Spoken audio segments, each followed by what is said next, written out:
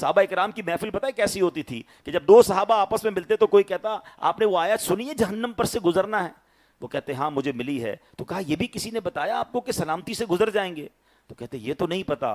تو صحابہ پھر کہتے کہ پھر ہنسی مذاق کیسا, پھر زندگی میں خوشی کیسی؟ ہمیں تو یہی نہیں پتا کہ ہمیں پل صراط سے جب گزرنا ہوگا تو ہم اس سے گزر پائیں گے یا نہیں گزر پائیں گے.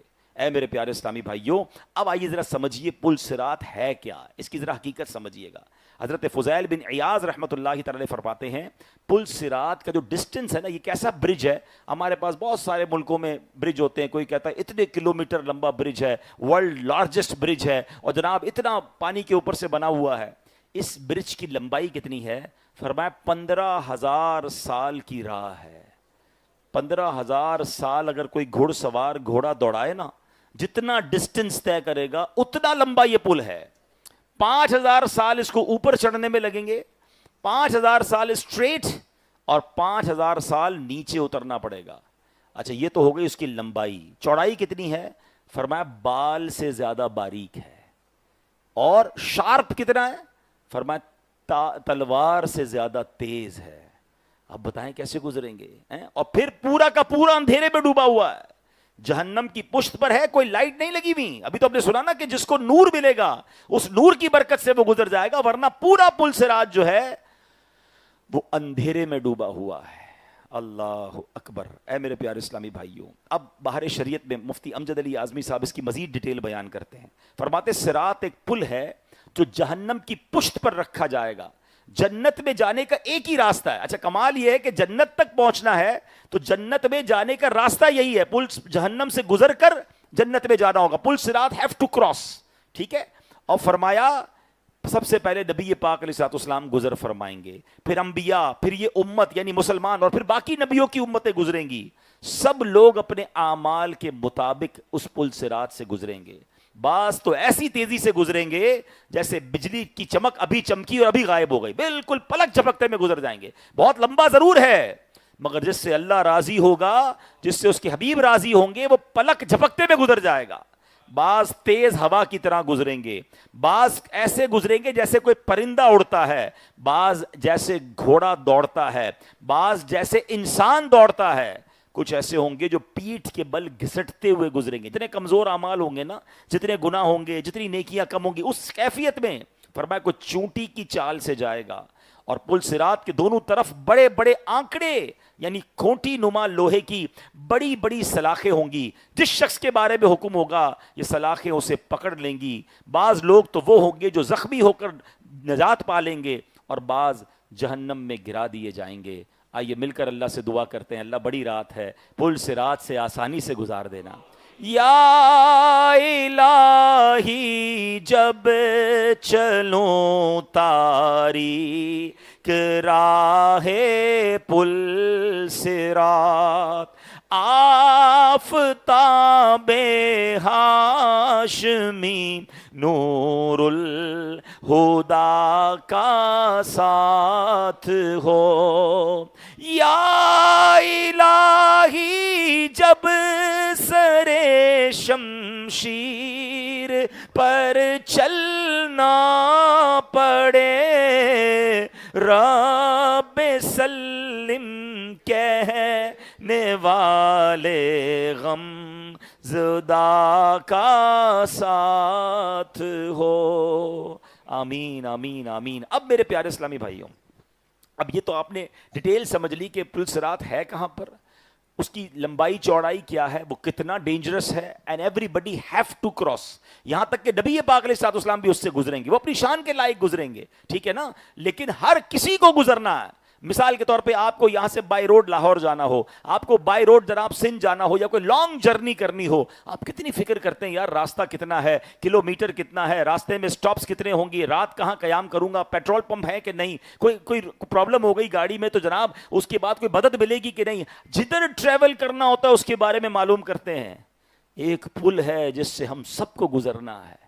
ہم میں سے کس نے اس کو ڈسکس کیا, ہم نے سے کس کو اس کے بارے میں معلومات کی کہ جناب اتنا مشکل پل ہے, ہم گزریں گے کیسے, کوئی آسان طریقہ بتائیں. ہمیں اس بات کا خیال ہی نہیں آتا. دنیا میں تھوڑی دیر کے لیے کہیں جانا ہو اس کی فکر ہوتی ہے, اور یہ وہ برج آف صراط ہے کہ جس کو کراس کیے بغیر کوئی بھی جنت میں داخل نہیں ہوگا. تو آئیے آج میں آپ کو نبی پاک علیہ الصلوۃ والسلام کی یہ مہربانیاں ہیں کہ پیارے آقا علیہ الصلوۃ والسلام نے ہمیں یہ قیامت کے معاملات پہلے ہی بتا دیے کہ کیا کیا سوال ہوں گے, کیا کیا طریقہ ہوگا, کون گزر جائے گا, کون نہیں گزر سکے گا. تو آج پل صراط پر 7 یوں سمجھیے سوالات ہوں گے, اس کے بارے میں جاننا ہے. 7 قسم کے سوال ہر کسی سے ہوں گے.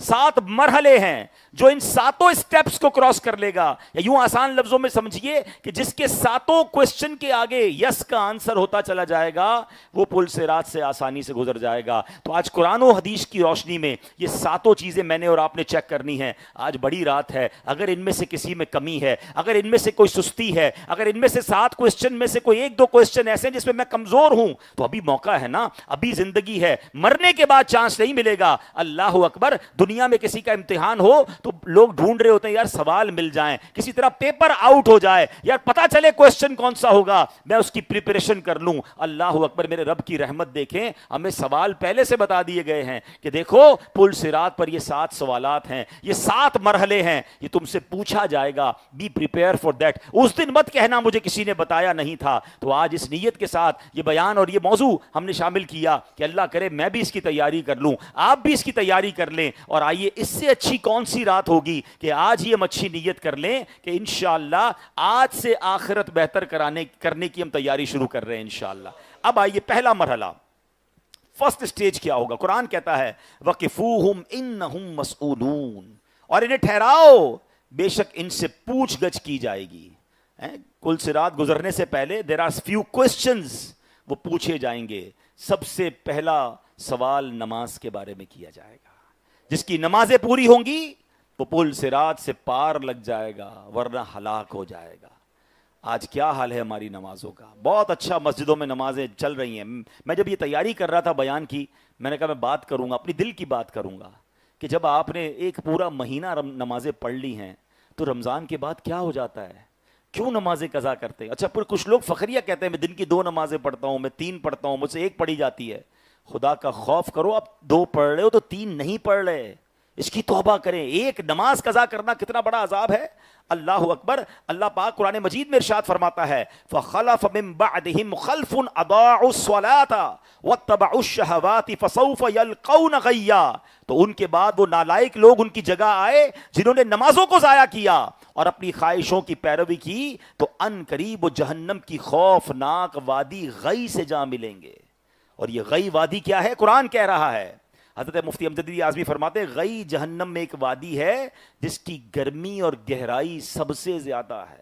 اس میں کنواں ہے جس کا نام ہب ہے. جب جہنم کی آگ بجھنے پر آتی ہے تو اللہ پاک اس کنویں کو کھول دیتا ہے جس سے وہ دوبارہ پہلے کی طرح بھڑکنے لگ جاتی ہے. مجھے اور آپ کو کسی گہرے کنویں میں دنیا میں کوئی ڈال دے نا, ہماری جان نکل جائے, وہ تو جہنم کا کنواں ہے. اور یہ نماز بے سستی کرنے والے, نماز قضا کرنے والوں کے ساتھ ہوگا. خدا را میرے پیارے اسلامی بھائی, ہمیں تو شاندار پریکٹس ہو گئی ہے نماز پڑھنے کی, ایسا کیوں دور چلے جاتے ہیں. یعنی مجھے افسوس پتہ ہے کیا ہوتا ہے, ابھی دن گزرتے جا رہے ہیں, رمضان اینڈ پہ جا رہا ہے, تو ایک دل پر عجیب سی کیفیت آ رہی ہے کہ یہ رونقیں, یہ بہاریں, یہ ایک ایک کر کے سب کیوں ختم ہو جاتی ہیں. الحمدللہ ہم نے دیکھا ہے کہ رمضان میں کئی ایسے لوگ آتے ہیں جو پھر پکے ہو جاتے ہیں. ماشاءاللہ رمضان ان کے لیے ٹرننگ پوائنٹ بنتا ہے. بیوٹیفل, ایسا ہی ہونا چاہیے کہ ہمیں رمضان میں مسجد آنے کی عادت لگ گئی, نمازیں پڑھنے کی شوق بڑھا, اب ہم پکے ہو جائیں نا, جو غلطیاں ہوئی اس سے معافی مانگیں, نہ کہ دوبارہ ایسا کریں. ہم کہتے نہیں ہیں مگر انڈیلیبریٹلی ہم یہ پیغام نہیں دے رہے ہوتے. ذرا سوچئے گا, جملہ میرا سخت ہے کہ یا اللہ جب تک شیطان بند تھا ہم شیطان کی مانیں گے, اور جب شیطان کھل جائے گا تو پھر, جب تک شیطان بند تھا ہم تیری مانیں گے, اور جب شیطان رہا ہو جائے گا تو ہم تیری نہیں پھر شیطان کی مانیں گے. ایسا ہوتا نہیں ہے. رمضان میں اگر مثال کے طور پہ 29ویں کا روزہ ہو, مغرب کی نماز میں مسجد میں نمازی ہوں, اور عشاء سے پہلے اعلان ہو جائے کہ جناب عید کا چاند نظر آ گیا ہے, عشاء میں کتنے نمازی آتے ہیں, مسجدیں خالی ہو جاتی ہیں, یعنی پہلی نماز میں ہی نہیں آتے. ایسا کیا ہو گیا؟ عید کی نماز واجب ہے. ذرا میرے ساتھ مل کر دہرائیے گا, عید کی نماز کیا ہے؟ واجب. پوری روڈیں بھر جاتی ہیں, مسجدوں میں میدان بھر جاتے ہیں, اتنے لوگ نماز پڑھتے ہیں. مگر عید کے دن فجر کی نماز کیا ہے؟ کیا ہے؟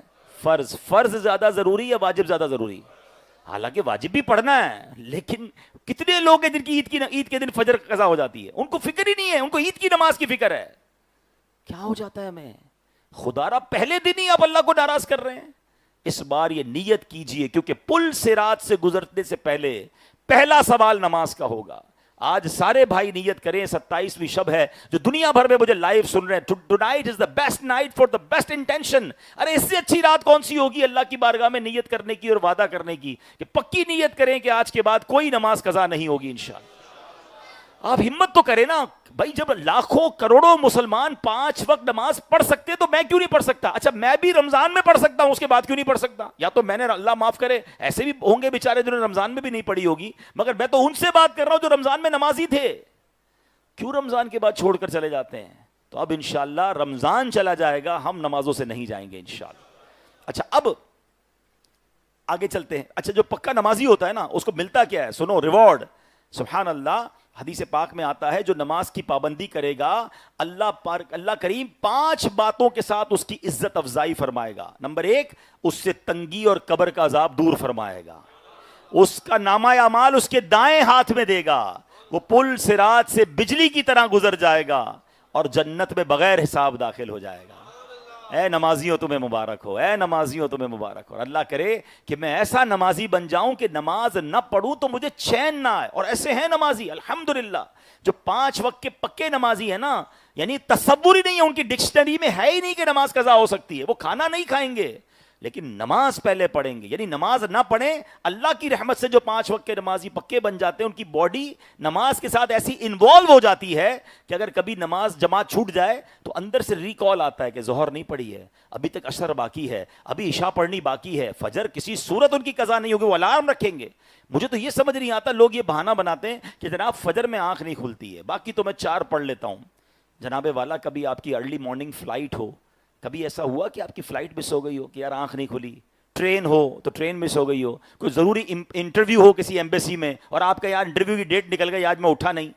سب چیزوں میں پہنچ جاتا ہوں ٹائم پہ، الارم رکھوں گا اور 2 لوگوں کو بھی بتاؤں گا، گھر والوں کو بھی کہوں گا نہیں مجھے اٹھائیے گا بھائی، فلائٹ نکل جائے گی۔ 3 گھنٹے 4 گھنٹے پہلے ایئرپورٹ پہنچ جاتے ہیں۔ اس کا مطلب پتہ ہے کیا ہوا؟ کہ ان تمام چیزوں کی پریورٹی ہے آپ کی زندگی میں، نہیں ہے تو نماز کی پریورٹی نہیں ہے۔ ایسے کیسے مس ہو جاتی ہے؟ اسکول مس نہیں ہوتی، کالج مس نہیں ہوتی ہے، تمام چیزیں پوری ہو رہی ہیں۔ ہمارا پہلا الارم ہی نماز کا نہیں ہے نا، 8 بجے اٹھنے کا ہے کہ بھائی اسکول جانا ہے، بینک جانا ہے، جاب پہ جانا ہے۔ یعنی ہر صبح وہ کیسا مسلمان ہے کہ ابھی اٹھتا نہیں ہے، اس سے پہلے رب کو ناراض کر چکا ہوتا ہے۔ مبارک ہو وہ مسلمان کو کہ جو صبح ہوتی ہے سب سے پہلے اٹھ کر اپنے رب کو راضی کر کے سجدہ کرتا ہے۔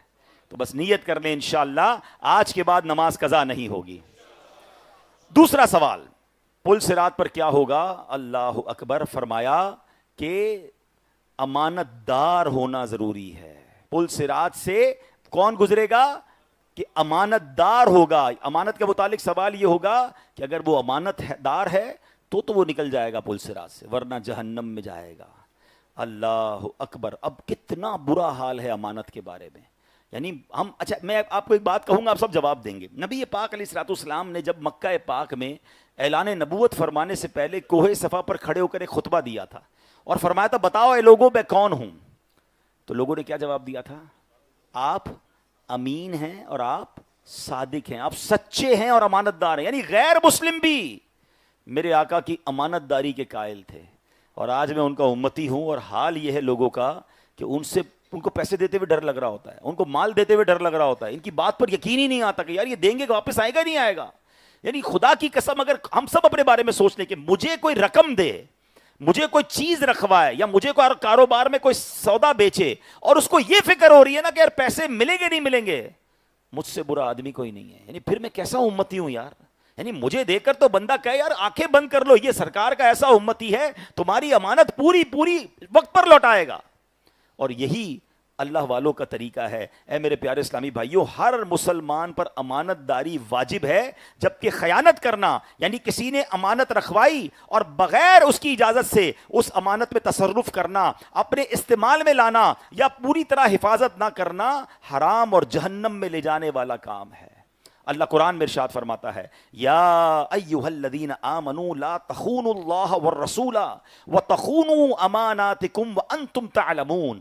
آسان ترجمہ قرآن کنز العرفان، اے ایمان والو اللہ اور اس کے رسول سے خیانت نہ کرو اور نہ جان بوجھ کر اپنی امانتوں میں خیانت کرو۔ اچھا اب یہاں پر امانت کی بہت ساری قسمیں. اب نارملی یہ تو سمجھتے ہیں کہ یار کسی نے سامان رکھوایا, پیسے رکھوائے, کوئی چیز رکھوائی, ٹائم پہ لوٹا دی, بالکل یہ بھی امانت ہے, لیکن اور بھی بہت ساری چیزیں امانت ہیں. اب ذرا سنتے جائیے گا. اب کسی نے آپ سے راز کی بات کہی اور کہا کہ کسی کو بتانا نہیں, یہ امانت ہے, اور اب آپ نے کسی کو بتا دی, یہ بھی آپ نے خیانت کی. ہو سکتا ہے کسی کا راز ظاہر کرنے پر پل صراط پر روک لیا جائے. کسی طرح آپ کو کسی نے مزدور رکھ کر کوئی کام دیا اور قصدن جانتے بوجھتے اس کا کام بگاڑ دیا یا کام کم کیا اور پیسے پورے لے لیے, یہ بھی امانت میں خیانت ہے. حاکم ہیں جو سربراہ ہوتے ہیں یا ذرا عہدیدار ہوتے ہیں یا جناب جو حکومت میں ہوتے ہیں, اپنی رعایا کی نگرانی کرے, عدل و انصاف رکھے, اگر اپنے عہدے کی ذمہ داری کو پورا نہ کیا تو یہ بھی خیانت ہوگی. میاں بیوی کے آپس کے جو معاملات ہوتے ہیں, یہ میاں بیوی ایک دوسرے کے امانت دار ہیں, ہاں یہ ایک دوسرے کی باتیں اگر باہر کرتے ہیں یہ بھی خیانت ہے. پردے کی باتیں ہیں, یہ میاں بیوی کے اپنے معاملات ہوتے ہیں, لیکن بدقسمتی سے آج نوجوان لڑکے اپنے گھر کی باتیں اپنے دوستوں میں کر رہے ہیں, لڑکیاں اپنے گھر کی باتیں اپنی دوستوں میں کر رہی ہیں, اور خدا نہ خواستہ یہ رشتہ ٹوٹ جائے, ہیں اللہ نہ کرے طلاق ہو جائے, اس کے بعد تو وہ مارکیٹ میں باتیں آتی ہیں الامان واللفیظ. یعنی ٹھیک ہے اگر کسی وجہ سے آپ ساتھ نہیں رہ پا رہے تو آپ ایک دوسرے کے امین تھے, آپ ایک دوسرے پر بھروسہ کیا تھا. مرد اور عورت میاں بیوی ایک دوسرے کے سب سے بڑے رازدار ہوتے ہیں, اور اگر یہ راز کوئی پامال کرتا ہے تو فرمایا یہ بھی خیانت کرنے والا ہے. اسی طرح بہت سارے ایسے بات ہیں کہ ہم بہت ساری چیزیں ایسی ہوتی ہیں, بس پہ سمجھتے چلے جائیں کہ جس میں خیانت کر سکتی ہے. ہر قسم کی امانتوں میں خیانت حرام, اور خیانت جہنم میں لے جانے والا کام ہے. حدیث پاک میں آیا حسد اور خیانت نیکیوں کو اس طرح کھا جاتے ہیں جیسے آگ لکڑی کو کھا جاتی ہے. اب تیسرا سوال کیا ہوگا؟ تیسرے مرحلے پر صلہ رحمی کا سوال ہوگا. رشتہ داری نبھائی کہ نہیں, اچھا سلوک کیا کہ نہیں. اگر آدمی صلہ رحمی کرنے والا ہوا تو نجات پا جائے گا, ورنہ جہنم میں گر کر ہلاک ہو جائے گا. حدیث پاک میں ہے امانت اور صلہ رحمی کو بھیجا جائے گا تو وہ پل صراط کے دائیں اور بائیں جانب کھڑی ہو جائیں گی. یعنی اگر امانت اور صلہ رحمی کھڑی ہوں گی, بندہ دونوں کو ٹھیک طریقے سے نبھایا ہوگا تو پل صراط کراس ہو سکے گا.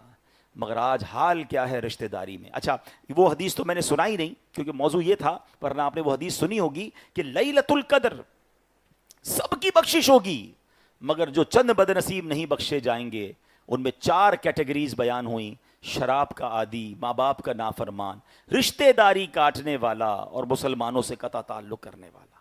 آپ سوچیں اتنی مبارک رات بھی رشتہ داری کاٹنے والا نہیں بخشا جائے گا. چھوٹی چھوٹی باتوں پر رشتہ داری کاٹی ہوئی ہے. ہمیں دعوت میں نہیں بلایا, ہم سے سیدھے منہ بات نہیں کی, ہم ان کے گھر گئے تو پروٹوکول نہیں دیا ہیں, اس بات پر رشتہ ختم کر دو گے آپ؟ خدا کے واسطے جوڑ لیجئے, چھوٹی موٹی باتیں درگزر کیجئے. رشتہ دار ہمارا خون ہے, اور مبارک رات سب بخشے جائیں گے, رشتہ داری کاٹنے والا بھی نہیں بخشے جائے گا. اور ہم نے سنا کہ رشتہ داری کاٹنے والا پل صراط پر بھی پھنس جائے گا. ایک اور حدیث سنیے, نبی پاک فرماتے ہیں رشتہ کاٹنے والا جنت میں نہیں جائے گا. اللہ اکبر. ایک بار ایک نبی پاک علیہ السلام کی حدیثیں بیان کر رہے تھے حضرت ابو ہریرہ. دیکھیں لوگ, ہم بھی بیان کرتے ہیں, آپ کو سمجھاتے بھی ہیں, کوشش بھی کرتے ہیں, اللہ کرے کسی کے دل میں آ جائے اور وہ آج ہی معافی تلافی کر کے دوستی کر لے. حضرت ابو ہریرہ ایک بار محفل میں تھے اور آپ نے حدیث سنائی کہ نبی پاک علیہ السلام کا فرمان, ہر رشتہ داری توڑنے والا ہماری محفل سے اٹھ جائے.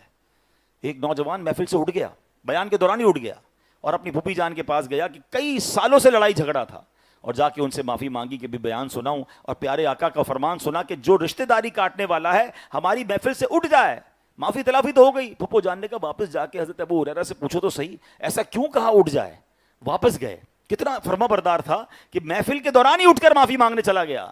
اور جب واپس آ کر حضرت ابو ہریرہ رضی اللہ تعالیٰ سے پوچھا کہ حضور ایسا کیوں, تو فرمایا میں نے نبی پاک کو یہ فرماتے سنا ہے, جس قوم میں رشتہ داری توڑنے والا ہو اس قوم پر اللہ کی رحمت کا نزول نہیں ہوتا ہے. ہم کہتے ہیں ہمارے گھر پہ رحمتیں کیوں نہیں آ رہی ہیں, ہمارے مسئلے حل کیوں نہیں ہو رہے ہیں, ہم نے دشمنیاں اتنی پال رکھی ہیں, بلکہ ماں باپ اتنے سخت ہو گئے اپنے بچوں کو بھی کہتے ہیں میں مر جاؤں تو بھی فلاں رشتہ دار کے گھر مت جانا, بالکل اس کا کبھی تحفہ مت دینا, کبھی دعوت میں مت بلانا. یہ ماں باپ کا کام ہے. ماں باپ تو بچوں کی تربیت کرے کہ بیٹا جو دل دکھائے اسے معاف کر دو, جوڑ کے رہو.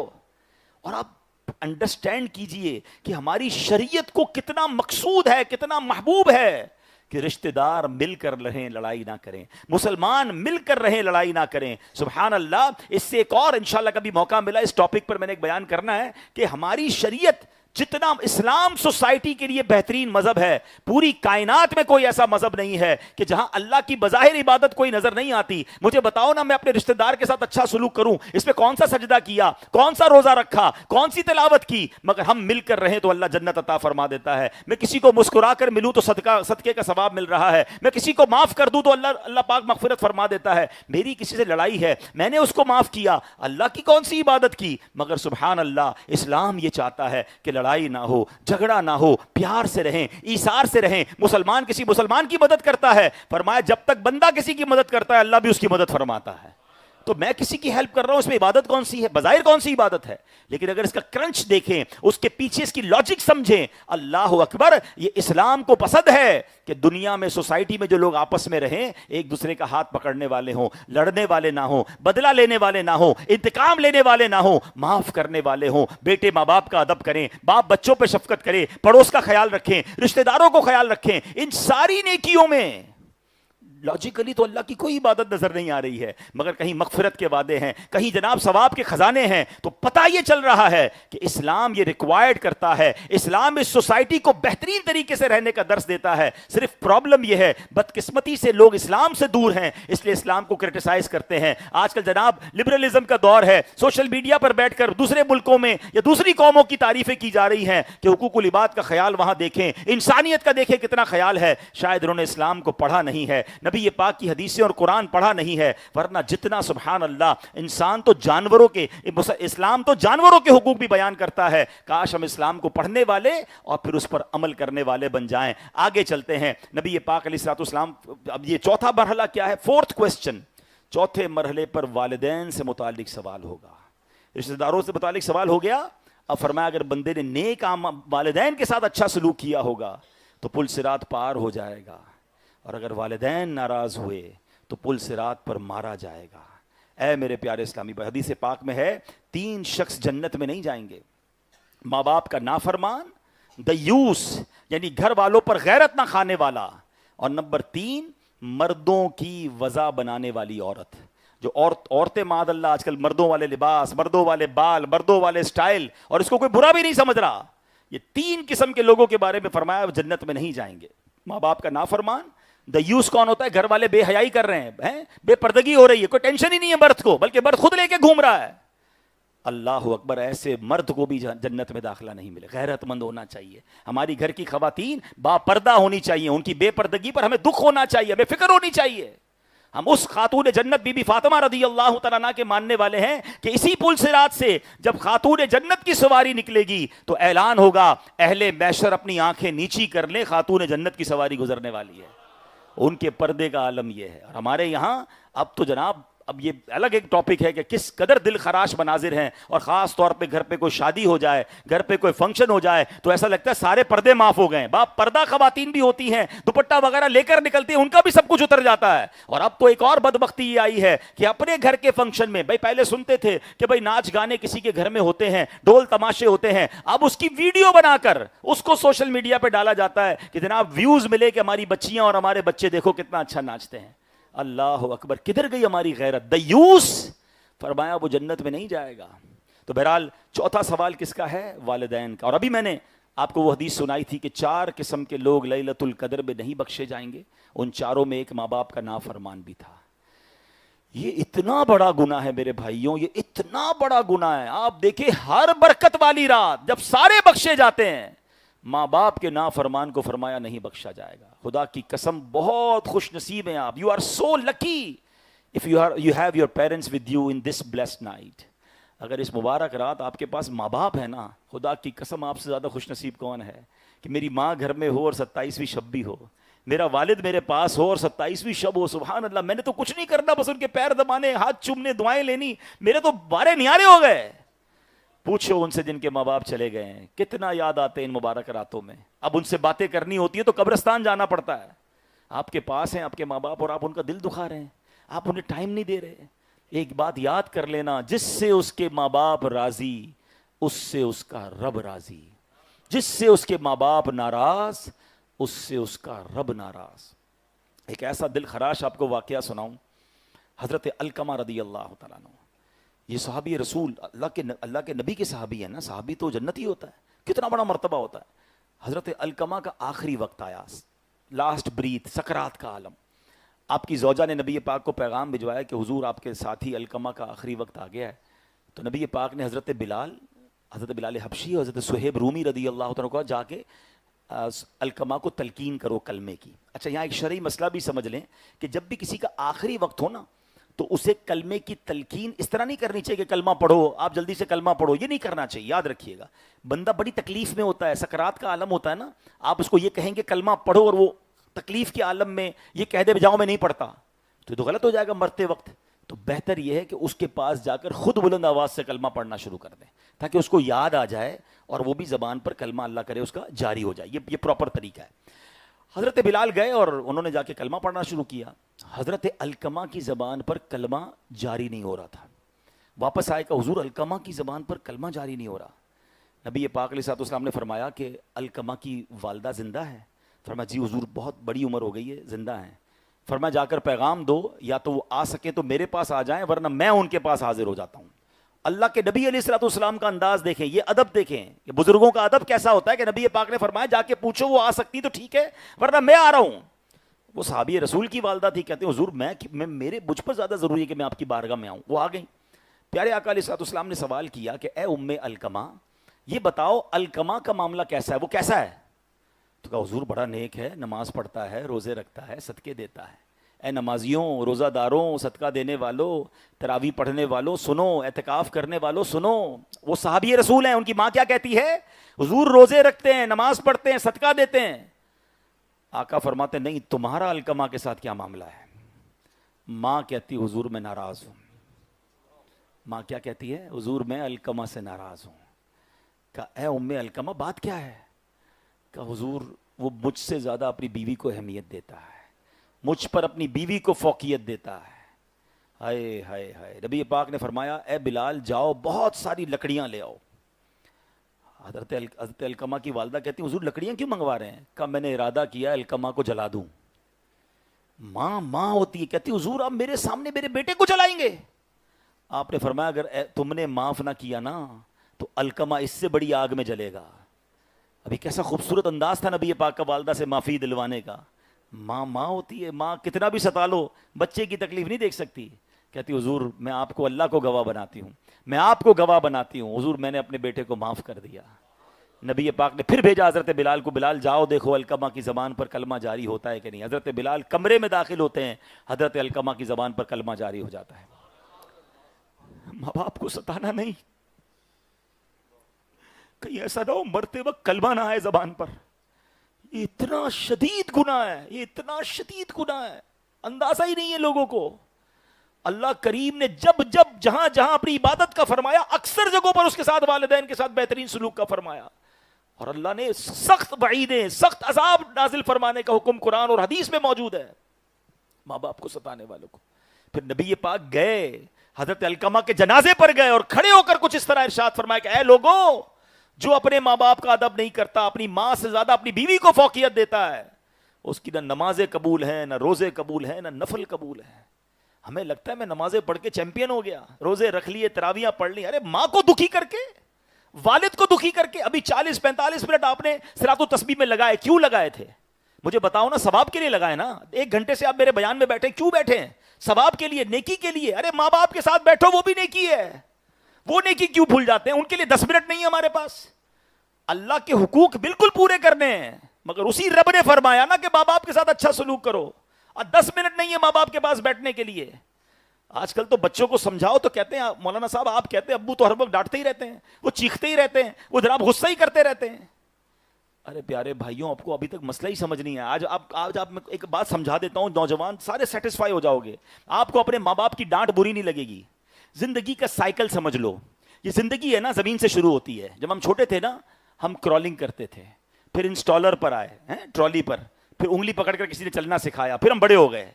یہ آگے جا کے سرکل واپس ادھر ہی آتا ہے. یہ انسٹالر سے شروع ہونے والا سفر ویل چیئر پہ آ جاتا ہے, بزرگ لوگ کرسیوں پہ آ جاتے ہیں, پھر ان کو بھی کسی کے سہارے کی ضرورت ہوتی ہے.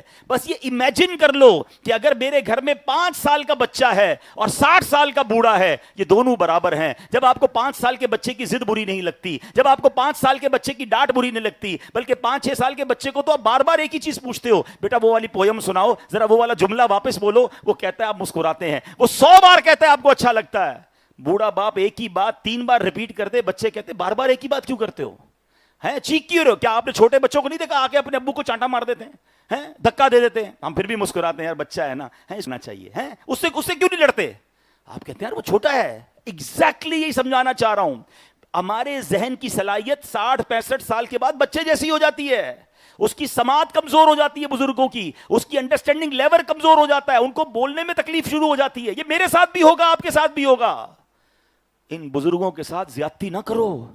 جس دن آپ سمجھ بیٹھے نا کہ اگر آپ کے گھر میں 60-65-70 سال کے بزرگ ہیں, آپ سمجھ لو میرے گھر میں 5-6 سال کا ایک بچہ ہے, اب اس کو اسی طرح ٹریٹ کریں. نہ ان کی ڈانٹ بری لگے گی, نہ ان کا چڑچڑا بن برا لگے گا, مسکراتے رہیں گے. وہ آپ سے ناراض ہوں گے, آپ کو غصہ نہیں آئے گا. کیوں غصہ کروں؟ اور آج کے دور میں ایک اور بات سمجھ لو, آج والدین کے ساتھ اگر کسی کو والدین کی خدمت کا موقع ملا ہے نا بڑھاپے میں, یو آر سو لکی. خدا کی قسم کئی والدین تو ایسے تھے جنہوں نے ہمیں خدمت کا موقع ہی نہیں دیا. ہماری ہی خدمت کرتے کرتے, ہم پر پیسے خرچ کرتے کرتے ہی چلے گئے. ارے جب ہم بڑے ہوئے کہ ہم نے کچھ خرچ کرنا ہے, ہم نے کچھ خدمت کرنی, ہماری تو باری ہی نہیں آنے دی انہوں نے. جس کو ماں باپ ملے ہیں بستر پر, جس کو ماں باپ ملے ہیں بیمار, جس کو ماں باپ ملے ہیں بزرگ, تمہارے وارے نہیں آ رہے ہو گئے, تمہاری لاٹری لگ گئی ہے. وہ حدیث سنی ہے نا, اللہ کے نبی علیہ الصلوۃ والسلام فرماتے کہ جو بچہ اپنے والدین کو محبت کی نگاہ سے دیکھے, اللہ حج مبرور کا ثواب عطا فرماتا ہے. صحابی نے پوچھا حضور ان نظر کل یوم 100 مرۃ, حضور کوئی 100 بار دیکھ لے؟ آقا فرماتے ہیں اللہ اکبر و اطیب, اللہ بہت بڑا اور پاک ہے, کوئی 100 بار دیکھے 100 حج کا ثواب ملتا ہے. یہ حدیث سنی ہے, آگے سنو. محبت سے دیکھنے پر حج کا ثواب ہے, تو خدمت پر ثواب کتنا ہوگا؟ صرف دیکھنے پر حج تھی نا, پیر دبانے پر کتنا ثواب ہوگا, پیسے خرچ کرنے پر کتنا ثواب ہوگا, کھانا کھلانے پر کتنا ثواب ہوگا, میڈیکل اسٹور پہ دوائی لے جانے کے لیے کتنا ثواب ہوگا, ان کی ویل چیئر چلانے پر کتنا ثواب ہوگا. تو سوچو تو صحیح, لاٹری ہے. تمہارے تو وارے نہیں آ رہے آ گئے. اب پیسے خرچ کرتے ہوئے آج کا بچہ کیا کہتا ہے, ابو یہ میرے ہیں آپ کے نہیں ہیں. ارے زبان لٹک نہیں جاتی؟ کوئی باپ اور ماں کے سامنے یہ کہہ سکتا ہے کہ یہ میرے ہیں, یہ آپ کے نہیں ہیں؟ ارے میں بغیر لباس کے پیدا ہوا تھا. سوچو, میں اور آپ کپڑے کے ساتھ پیدا نہیں ہوئے. والد کہہ دیتا اس وقت کہ بیٹا پیسے میرے تیرے نہیں, میں تو ننگا رہ جاتا. اگر مجھے کھانا نہ کھلایا جاتا میں بھوکا مر جاتا. میرا والد مجھے اسکول کالج یا جناب دنیا کی یا دین کی تعلیم نہ دیتا, میں جاہل رہ جاتا. میرے والد نے تو نہیں کہا بیٹا یہ میرے ہیں یہ تیرے ہیں. ہر عید پر نئے کپڑے دلائے, ہر خواہش پوری کی, اپنی خواہشات مارتے رہے ہمارے ماں باپ, ہمیں دلاتے رہے, اور آج باری آئی ہے تو بچہ یہ کہے گا یہ میرے ہی آپ کے نہیں ہیں. میرا سب کچھ میرے ماں باپ کا ہے. جو عزت ملی, جو شہرت ملی, جو دولت ملی, جو کچھ آپ کو ملا ہے وہ سب ماں باپ کا ہے. ماں باپ لے کے نہیں جاتے یار, کہہ دو گے تو ایسا تھوڑی سارا لے لیں گے آپ سے. ان کو ریلیکس فیل کرائیں, ان کو آنر فیل کرائیں کہ آپ ہمارے گھر میں سب کچھ, you are the leader of the house. ان کو کسی کونے میں نہ ڈال دو, وہ سکون کی اور پراؤڈ کی لائف, آخری لائف گزاریں. وہ بڑا پیارا جملہ میں نے پڑھا تھا کہ جن ماں باپ نے تمہیں شہزادوں کی طرح رکھا, آخری عمر میں انہیں بادشاہ کا درجہ تو دے دو. آخری عمر میں انہیں ملازم کا درجہ دیتے ہو. بیٹے پر حق ہے, شریعت کا حق سنیے گا, بیٹے پر یہ حق ہے کہ وہ والد کے ساتھ ایسے رہے جیسے غلام کے ساتھ, آقا کے ساتھ غلام رہتا ہے. غلام کیسا ہوتا ہے؟ Every time ready to serve. بیٹے پر حق ہے کہ وہ والد کے ساتھ ایسے رہے. مگر آج بدقسمتی سے بوڑھا باپ بیٹے کا غلام بنا ہوا ہے. بیٹا تھوڑے پیسے چاہیے, ابو پیسے نہیں ہیں, بیٹا دوائی لا دو, ٹائم نہیں ہے, بیٹا یہ کام. مطلب باپ بیٹے کے آگے منتیں کرتا نظر آتا ہے. شرم آنی چاہیے اس بیٹے کو کہ میرا والد مجھ سے منت کرے گا. یار میری ماں ڈرتی ہے بات کرنے میں اولاد سے کہ بات کروں گی تو ڈانٹے گا مجھے, ڈانٹے گی بیٹی. ارے کدھر جاؤ گے یار, لیلۃ القدر بھی ماں باپ اگر ناراض ہوئے مارے جاؤ گے. خدا کے واسطے ساری دنیا بعد میں ہے, مجھ سے میرے دوست راضی, میرے کسٹمر راضی, محلے میں میری بڑی عزت, مسجد میں میری بڑی عزت, اور ماں باپ گھر میں ناراض بیٹھے. خدا کے واسطے ایسا مت کیجئے. اور سمجھیے, ریئلائز کیجئے, شب برات آپ نے حدیث سنی ہوگی, سب بخشے جائیں گے, جو لوگ نہیں بخشے جائیں گے اس میں بھی ماں باپ کا نافرمان تھا. لیلۃ القدر سب بخشے جائیں گے, جو نہیں بخشے جائیں گے اس میں بھی ماں باپ کا نافرمان تھا. پھر بھی نافرمانی جاری ہے, دکھی ہے ماں باپ, تکلیف میں ہے ماں باپ. ہمیں آتے پیپر میسج آتے ہیں, میسج ابھی بھی اگر میرا یہ لائیو بیان چل رہا ہے کمنٹس میں لکھ رہے ہوں گے, رو رہے ہوں گے ماں باپ کے, کاش میرا بیٹا سن لے, کاش میری بیٹی سن لے جو میرے ساتھ یہ سلوک کر رہے ہیں. میرے نوجوانوں, آپ کے پاس اس وقت ماں باپ ہیں, یو آر سو لکی. بعد میں بہت یاد آتے ہیں, بہت یاد آتے ہیں. اور آخری بات, بننے یہ موضوع ایسا ہے میں ساری رات اس پر بیان کرتا جاؤں. ایک بات اور یاد رکھنا, یہ وہ گناہ ہے, یہ وہ بدبختی ہے کہ باقی گناہوں کی سزا قبر یا آخرت میں ملے گی. ماں باپ کی نافرمانی, ماں باپ کو ستانا, آخرت میں تو سزا ملنی ہے. وہ دنیا میں بھی دیکھتا ہے, اپنے بچوں میں دیکھتا ہے, اس کے بچے اس کے نافرمان ہو جاتے ہیں. اگر آپ نے اپنے ماں باپ کو بڑھاپے میں دکھی کیا نا, اپنا بڑھاپا برباد کرنے کے لیے تیار ہو جائیں. آپ دیکھیں گے اپنے سامنے. اگر آپ چاہتے ہیں میرے بچے میرے فرما بردار رہیں, ماں باپ کو راضی کیجئے, ماں باپ کو خوش کیجئے. دنیا میں دیکھا ہم نے, جس کے ساتھ ماں باپ کی دعائیں ہیں نا, اس کو ترقی سے کوئی نہیں روک سکتا, اور جس سے اس کے ماں باپ ناراض ہیں اس کو بربادی سے کوئی نہیں روک سکتا. تو اللہ کرے یہ بات سمجھ آ جائے, اور پیار کریں, محبت کریں, عزت دیں, خدمت کریں, اور پھر دیکھیں اللہ کیسی رحمتوں کے دروازے کھولتا ہے. درود پاک پڑھ لیں, صلو علی الحبیب صلی اللہ تعالی علی محمد صلی اللہ علیہ وسلم. آگے چلتے ہیں. نبی پاک علیہ الصلوۃ والسلام نے فرمایا, اب پانچویں مرحلے پر زبان کے بارے میں سوال ہوگا. 4 ہو گئے, پل صراط پر زبان کے بارے میں سوال ہوگا. جس کی زبان پر گالیاں ہیں, غیبت ہے, چغلی ہے, فحش باتیں, خدا کے واسطے توبہ کر لیں, ورنہ یہ زبان کہیں پل صراط پر مروا نہ دے. 6 مرحلے پر 6th کوسچن کیا ہوگا؟ فرمایا پڑوسی کے بارے میں سوال ہوگا. دیکھو میرا دین کیسا پیارا ہے, مسلمان مل کے رہیں, محبت سے رہیں. آج پڑوسی پریشان ہوتا ہو تو ہو جائے, پہلے تو پڑوسی کا نام ہی نہیں پتا. ہم میں سے بہت بڑی تعداد ہو جو پڑوسی کو بھی نہیں پہچانتے. اچھا آپ ہمارے برابر میں رہتے ہیں, مجھے تو پتہ ہی کوئی نہیں تھا. حالانکہ شریعت نے پڑوسیوں کے کیا حقوق بیان کیے. نبی پاک علیہ الصلوۃ والسلام قسم اٹھا کر فرماتے ہیں, واللہ لا یؤمنو, اللہ کی قسم وہ مومن نہیں ہو سکتا. واللہ لا یؤمنو, اللہ کی قسم وہ مومن نہیں ہو سکتا. تیسری بار فرمایا واللہ لا یؤمنو, اللہ کی قسم وہ مومن نہیں ہو سکتا. صحابہ نے عرض کی, یا رسول اللہ کون ہے جو مومن نہیں ہو سکتا؟ فرمایا الذی لا یأمن جارہ بوائقہ, فرمایا وہ جس کا پڑوسی اس کے شر سے محفوظ نہ ہو. پڑوسی اگر تنگ ہے, ایمان کے لیے ضروری ہے اس کو راضی کرنا. ہمارے ایمان کی یوں سمجھے کمپلیشن کے لیے ضروری ہے کہ پڑوسی راضی ہو. دوبارہ وہ عرض کروں گا, ہمیں بہت سارے حقوق اللہ کا بڑا شوق ہے. میں نہیں کہتا نہ کریں, روزے رکھیں, نمازیں پڑھیں, صدقہ دیں, حج کریں, بہت اچھی بات ہے, مگر حقوق العباد کیوں بھول جاتے ہیں؟ ایک حدیث سن لیں, بات اور سمجھ آ جائے گی. امام بخاری نے حدیث پاک نقل کی, بخاری کی حدیث. ایک مرتبہ پیارے آقا علیہ الصلوۃ والسلام سے عرض کیا کہ حضور ایک عورت ہے, رات بھر عبادت کرتی ہے, نفلی روزے بھی رکھتی ہے, بڑی نیک ہے, صدقہ خیرات بھی بہت کرتی ہے, مگر وہ اپنی زبان سے پڑوسیوں کو تکلیف پہنچاتی ہے. کیا سنا آپ نے؟ روزے ہیں, نفل ہیں, رات عبادت ہے, صدقہ خیرات بھی ہے, بڑی نیک بھی ہے, مگر زبان سے پڑوسیوں کو تکلیف پہنچ رہی ہے. نبی پاک فرماتے لا خیر فیہا, اس میں کوئی بھلائی نہیں, ہیا من اہل النار, وہ جہنمیوں میں سے ہے.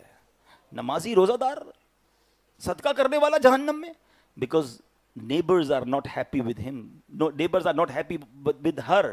وہ راضی نہیں تھے نا. اب آگے سنیے, صحابہ کرام نے ایک دوسری عورت کا ذکر کرتے ہوئے عرض کیا, حضور ایک عورت ہے, فرض نمازیں پڑھتی ہے, نفل نمازیں نہیں پڑھتی, پنیر صدقہ کرتی ہے, کسی کو تکلیف نہیں پہنچاتی. ارشاد فرمایا ہیا من اہل الجنہ, وہ جنتی عورت میں سے ہے. بہت ساری عبادتیں نہیں ہیں نفلی, مگر تکلیف نہیں پہنچاتی ہے. تو یہ بات سمجھ لیجئے کہ اگر لوگ ناراض ہیں نا تو پل صراط پہ روکا جا سکتا ہے. پڑوسیوں کے ساتھ اچھا سلوک کیجئے. اور اب آخری بات, جو 7واں سوال ہوگا, فرمایا کہ یہ سوال ہوگا کہ کیا تم سچ بولتے تھے, سچے تھے؟ جواب ہاں میں ہوگا تو پل صراط پار ہو جائے گا, اور اگر بندہ جھوٹا ہوا تو پھنس جائے گا. آج کتنا برا حال ہے, سچ بولنے والے تو بہت تھوڑے ملتے ہیں. قرآن کیا فرماتا ہے؟ وَاجْتَنِبُوا قَوْلَ الزُّورِ, اور جھوٹی بات سے اجتناب کرو. حدیث پاک میں ہے سچ بولنا نیکی ہے, اور نیکی جنت میں لے جاتی ہے, اور جھوٹ بولنا فسق و فجور ہے, اور فسق و فجور دوزخ میں لے جاتا ہے. نبی پاک علیہ الصلوۃ والسلام نے خواب دیکھا تھا نا, فرمایا مجھے دو آدمی میرے ساتھ آئے اور میں نے دیکھا ایک کھڑا تھا دوسرا بیٹھا تھا. کھڑے ہوئے شخص کے ہاتھ میں لوہے کا اوزار تھا, وہ بیٹھے ہوئے شخص کے جبڑے میں ڈالتا تھا اور اس کو کھینچتا ہوا گدی تک لے جاتا تھا, پھر دوسری طرف سے ڈال کر گدی تک لے جاتا, پہلا والا پھر ٹھیک ہو جاتا. یہ کنٹینیو اسے پنشمنٹ, یہ عذاب دیا جا رہا تھا. تو پوچھا میرے آقا نے کون ہے؟ تو فرمایا, عرض کیا گیا حضور یہ جھوٹا شخص ہے, قیامت تک اسے یہی عذاب دیا جاتا رہے گا. میں ایک بار ڈینٹسٹ کے پاس گیا, آپ بھی گئے ہوں گے, کوئی کام کروانے گیا تھا. انہوں نے جب میرے جبڑے کو کھولنے کی کوشش کی نا, ایک کچھ رکھ کے کھولتے نا, تھوڑی دیر میں جس کو کہتے ہیں نا لگ پتا گیا, تکلیف سے حالت خراب ہو گئی. یعنی ہمارا جبڑا ایک لمٹ کے بعد نہیں کھلتا ہے, بہت تکلیف ہوتی ہے. سوچئے جب یہ جبڑا چیر کر گدی تک لے جایا جائے گا تو حال کیا ہوگا. آج مذاق میں لوگ جھوٹ بول رہے ہیں, انجوائمنٹ کے لیے جھوٹ بول رہے ہیں, ہر بات میں جھوٹ بول رہے ہیں, دوسروں کو ہنسانے کے لیے جھوٹ بول رہے ہیں, چٹکلے سنانے کے لیے جھوٹ بول رہے ہیں. فرمایا گیا جو کسی کو ہنستے ہنستے گناہ کرے گا وہ روتے روتے جہنم میں ڈالا جائے گا. ادھر کسی کو فکر ہی نہیں ہے جھوٹ. پہلے زمانے میں ہم سنتے تھے بندہ کبھی کبھی جھوٹ بولتا ہے, اب ایسا لگتا ہے کبھی کبھی سچ بولتے ہیں. ہر بات میں جھوٹ. کیا کرتے ہیں؟ غلط بتانا ہے. کہاں رہتے ہیں؟ غلط بتانا ہے. کیا کاروبار ہے؟ غلط بتانا ہے. ہر چیز کیوں غلط بتانی ہے بھائی؟ کیونکہ اسٹیٹس بڑا بتانا ہے نا. میں تو رہتا نارمل ایریا میں, ڈیفینس میں رہتا ہوں, بتانا یہ ہے, کرتا جاب ہوں, بتانا بزنس کرنا ہے. آفس میں جھوٹ چل رہا ہوتا ہے. کوئی لیٹ آیا, کیوں آیا؟ تو یار وہ روڈ پہ ایکسیڈنٹ ہو گیا تھا, حالانکہ خود لیٹ آنکھ کھلی تھی. جھوٹ بول کر آپ کی بات تو بن گئی, لیکن نامہ اعمال میں تو جھوٹ لکھا گیا نا.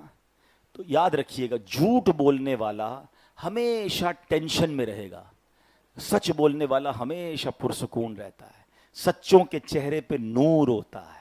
جھوٹ بولنے والا آلویز مضطرب نظر آئے, کیونکہ اس کو جھوٹ بول کے یاد رکھنا پڑے گا نا. اب مثال کے طور پہ کسی نے آفس میں کہہ دیا کہ نانی کا انتقال ہو گیا, اس نے 3 دن نہیں آیا. اب اس کو یاد رکھنا پڑے گا آفس میں نانی مار دی ہے, حالانکہ نانی گھر پہ ہے. اب آپ بعد میں نہیں بول سکے گا کہ نانی بیمار ہے, کیونکہ پہلے تو انتقال کروا چکا ہے.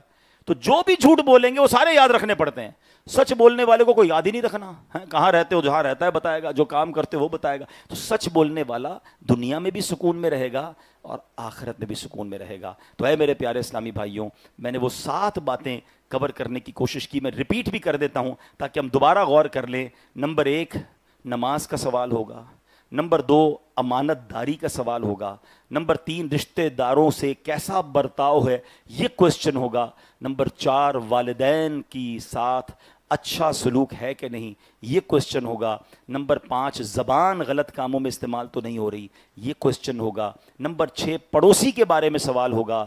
اور نمبر 7 جھوٹ بولتا ہے یا سچ بولتا ہے, یہ سوال ہوگا. انشاءاللہ آج سے یہ چیک لسٹ بنا لیں. ہو سکتا ہے کوئی نہ کوئی میرا بھائی کسی معاملے میں کمزور ہو, آج سے یہ چیک لسٹ بنا. ابھی تو زندہ ہے نا, ابھی تو پل صراط کی باری نہیں آئی نا. اس دن شرمانے سے بہتر ہے آج کوشش شروع کر دو. پہلے تو سچی توبہ کر لیں گے آج انشاءاللہ. میرا کریم مولا توبہ کرے تو پچھلے سارے گناہ معاف کر دیتا ہے, لیکن توبہ سچی ہو. ہماری توبہ بھی بڑی نرالی ہے, گالوں پہ چپت لگاتے ہیں یا اللہ میری توبہ. یہ توبہ نہیں ہے. توبہ یہ ہے, اور پلان یہی ہوتا ہے کہ کل پھر کرنا ہے. توبہ کے 3 سٹیپس یاد کر لیں. سب سے پہلے ہمیں پچھلے گناہ پر شرمندگی ہو, الندم التوبہ, بندہ شرمندہ ہو, گلٹ فیل کرے, معافی مانگے اللہ سے, اللہ ہو گئی غلطی معاف کر, ہو سکے تو رو رو کے مانگے. دوسرے نمبر پر جس وقت یہ توبہ کر رہا ہے نا, اس وقت گناہ چھوڑ دے. مطلب اس وقت گناہ بھی کر رہا ہے, توبہ کر رہا ہے, پھر کیسی توبہ, چھوڑ دے. تیسری شرط یہ کہ آئندہ نہ کرنے کا پکا سالڈ ارادہ ہو. یہ نہیں کہ پہلے سے جناب 3 دن عید کے پلان بنے ہوئے ہیں غلط کاموں کے اور توبہ بھی چل رہی ہے 27ویں شب کو, یہ نہیں. آپ آئندہ نہ کرنے کا سارا وعدہ کرے اللہ سے کہ نہیں کروں گا, اور ہمت بھی کریں, پھر اللہ سے عرض کرے اللہ استقامت تو نے دینی, پھر وہ کریم ہے, پھر وہ انشاءاللہ اپنی رحمت کے دروازے کھول دیتا ہے. تو یہ توبہ کا طریقہ ہے. پل صراط پر آسانی کا سبب کیا, ایک طریقہ سن لیجئے کہ نبی پاک علیہ الصلوۃ والسلام نے فرمایا من احسن الصدقہ فی الدنیا جاز علی الصراط, جس نے دنیا میں اچھی طرح صدقہ دیا وہ پل صراط سے آسانی سے گزر جائے گا. تو میں نے پہلے بھی بیانات میں عرض کیا ہے کہ 5 طاق راتیں کچھ نہ کچھ صدقہ کریں, کسی غریب کی مدد کر دیں, مسجد میں دے دیں, کوئی بھی اچھی کام میں خرچ کریں. دعوت اسلامی کے اسٹال لگیں, دعوت اسلامی دین کا اتنا بڑا کام کر رہی ہے, طاق راتوں میں سب میں کریں. اور پھر اب انشاءاللہ فطرہ آنے والا ہے, بہتر تو یہ ہے آج طاق رات ہے, آج بھی دے سکتے ہیں, کل جمعہ ہے, جمعۃ الوداع, 1 نیکی 70 نیکیوں کے برابر ہے, عید سے پہلے کبھی بھی دے سکتے ہیں, ٹھیک ہے نا. اچھا, فطرے میں 4 کیٹیگریز ہیں. نبی پاک علیہ الصلوۃ والسلام نے حدیث میں 4 کیٹیگریز بیان فرمائیں, کھجور, کشمش, جو اور گندم. سب سے جو سستا والا فطرہ لوئسٹ کیٹیگری ہے وہ گندم کا ہے, اب میں سے بہت بڑی تعداد وہ گندم کا فطرہ دے دیتی ہے، شرن جائز ہے، فطرہ ہو جائے گا، مگر اپنے دل سے پوچھئے کہ کیا عید کی اپنی خریداری میں بھی ہم اسی طرح کرتے ہیں کہ دکاندار کے پاس جائیں، سب سے اچھے سب سے سستے والے کپڑے نکال دو، سب سے سستے والے چپل دے دو، سب سے سستے والی ٹوپی دے دو، بھائی عید پڑھنی ہے، اپنے لیے بہترین خریدنا ہے، اللہ کی راہ میں سب سے لوئسٹ کیٹیگری، اپنے دل سے پوچھے نا۔ دیکھیں جس اسلامی بھائی کے پاس نہیں ہے، وہ نارمل لائف گزارتا ہے، وہ بے شک گندم کا دے دے، مگر جس نے شاندار سحری افطاری کی، اللہ نے شاندار طریقے سے لائف ہمیں رکھی، اور ہم فطرہ بھی سب سے کمزور والا دیں، اللہ کی بارگاہ میں دل دیکھا جاتا ہے۔ اب دیکھیں نا، کسی کا بہت بڑا بنگلہ ہو، 1 کروڑ کی گاڑی ہو، کیا وہ 10,000 روپے والا بکرا لا کر باہر کھڑا کرتا ہے؟ نہیں بھائی، لوگ کیا کہیں گے، اتنا بڑا گھر، اتنی بڑی گاڑی، تو جانور بھی مضبوط ہونا چاہیے، وہ لوگ دیکھ رہے ہوتے ہیں نا، فطرہ کوئی دیکھ نہیں رہا ہوتا، تو چپکے سے جا کے سب سے سستی والی پرچی بنا لی، اللہ تو دیکھ رہا ہے نا۔ تو بہتر یہ ہے کہ سب سے بہترین فطرہ، اور اس نیت سے دیں کہ اے اللہ تو نے مجھے اتنی شاندار لائف دی، میں انشاءاللہ تیری راہ میں سب سے بہترین خرچ کروں گا۔ تو فطرہ بھی اگر ہو سکے تو دعوت اسلامی کو دیں، تاکہ ہمارے پیسے دین کے عظیم کام میں لگیں، ہزاروں حافظ عالم بن رہے ہیں، مساجد بن رہی ہیں، پوری دنیا میں لوگ مسلمان ہو رہے ہیں، اور یہ پیغام پوری دنیا میں پہنچ رہا ہے، تو یہ تو سچی بات ہے کہ ہمارے پیسوں کا نصیب جاگے گا کہ اتنے اچھے کاموں میں لگ جائیں۔